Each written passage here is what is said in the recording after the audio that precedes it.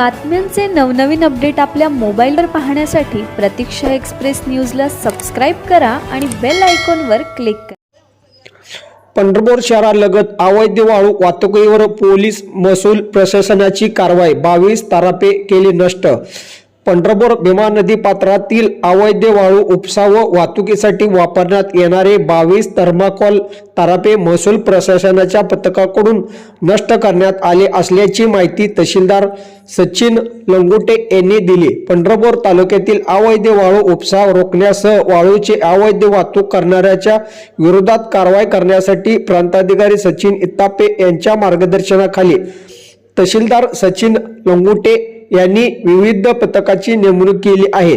भीमा नदी पात्रात पंढरपूर शहर व बटुंबरे दरम्यान वाळू वाहतुकीसाठी वापरण्यात येणारे 22 थर्माकोलचे तराफे मंगळवारी नष्ट करण्यात आले। या कारवाई करण्यामध्ये मंडळ अधिकारी पंढरपूर विजय शिवशरण बाळासाहेब कदम, रिंगण चव्हाण व तालुक्यातील ग्राम महसूल अधिकारी अमर पाटील, प्रमोद खंडागळे, महेश कुमार सावंत, संजय खंडागळे, गणेश पिशे, किरण बडीवाले, विराज लोटकरे, सुमित जाधव, पियुष भोसले, संदीप शिनगरे, आनंद सोनवणे, रवी किरण लोखंडे, नागनाथ खांडेकर, राहुल घुटाळ, रामदास खंदारे, गणेश टोमरे, विवेक चव्हाण, नवनाथ मोरे, अब्दुल सलीम चंदकोटे, मंगेश बनसोडे इत्यादी सहभागी झाले होते।